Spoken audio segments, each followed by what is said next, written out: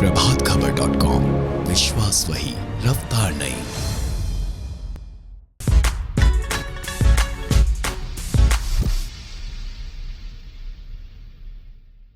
हाय मृणाल, प्रभात खबर में आपका स्वागत है। Thank you.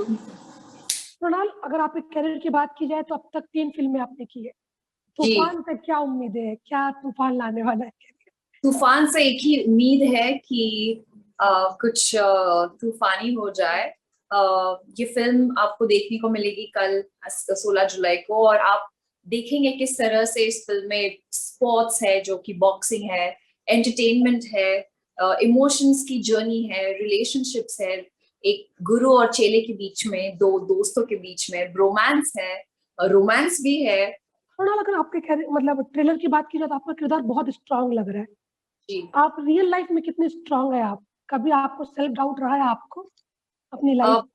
होता है, लेकिन मेरी जिंदगी में कई अनन्या भी है जो मुझे हमेशा महसूस कराते हैं कि मृणाल, इट्स ओके। जब भी मुझे डर लगता है या अंडर कॉन्फिडेंट फील होता है, तो मैं अपने आप से एक ही सवाल पूछती हूँ, Mrinal, remember why you started, इस जर्नी की शुरुआत क्यों की? और जब वो सवाल मैं अपने आप से पूछती हूँ, मुझे बहुत ताकत मिलती है। अच्छा, फरहान ने इस किरदार के लिए काफी मेहनत की। आपका क्या प्रेप हो रहा है अपने कैरेक्टर के लिए? मैंने बहुत खाया। मैं बहुत खाती थी, बहुत पीती थी सेट पे, और फरहान को टीज करती थी। लेकिन उसके अलावा मेहनत अगर आप पूछो तो वो मेहनत हो गई यार। वो ही एक खूबी है राकेश सर की।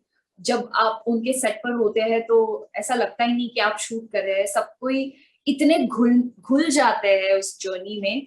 ओटीटी की रिलीज से कितनी खुश है आप?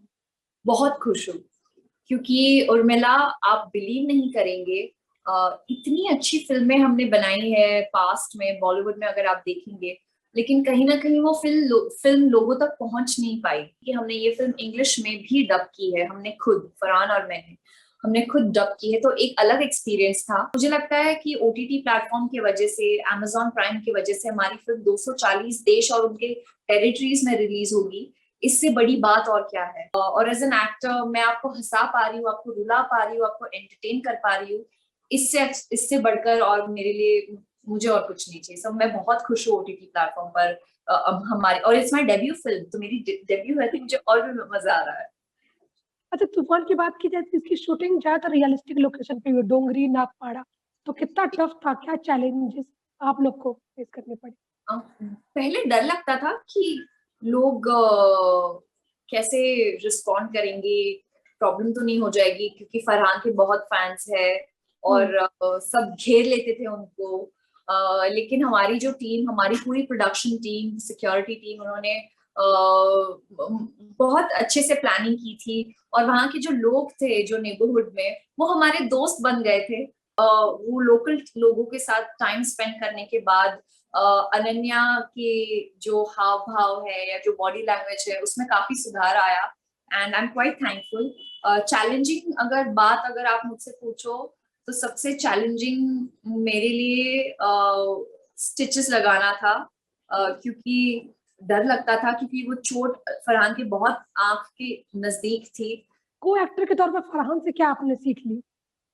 उनसे मैंने ये सीखा कि जिंदगी में कोई शॉर्टकट नहीं होता, तो जो भी करना है अच्छे से करो।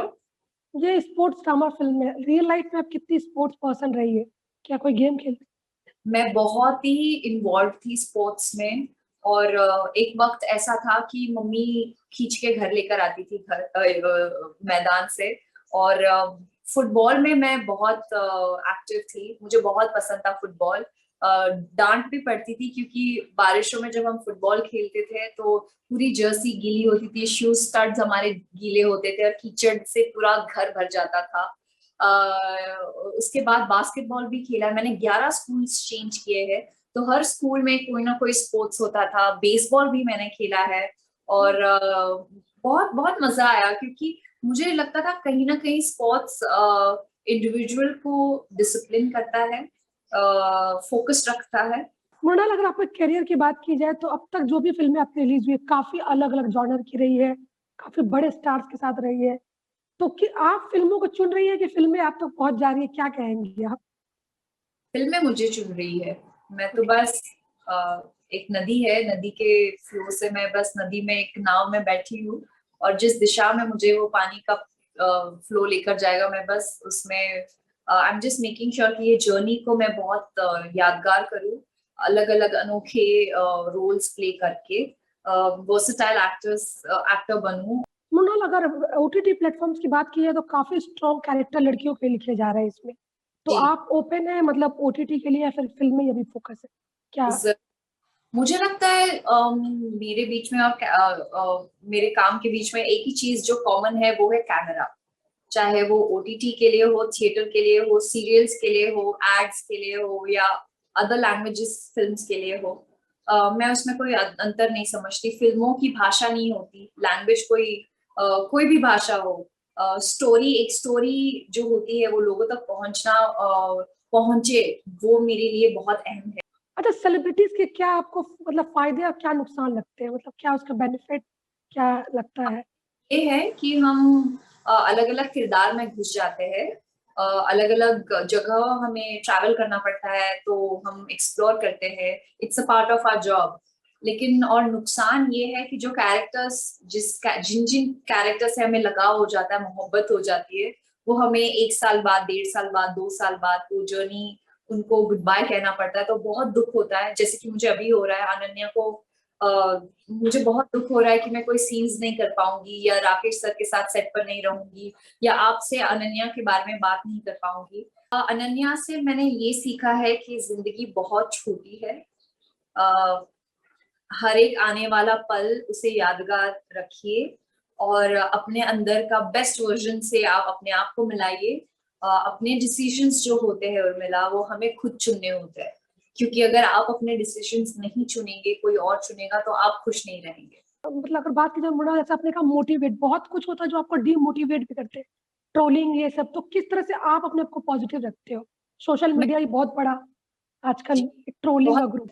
मुझे लगता है कि मैं एक गाड़ी में एक ड्राइवर हूँ, उबर ड्राइवर और ओला ड्राइवर। मेरे पीछे जो लोग बैठते हैं, अलग अलग किस्म के लोग आते हैं, कभी पॉजिटिव होते हैं, कभी नेगेटिव होते हैं।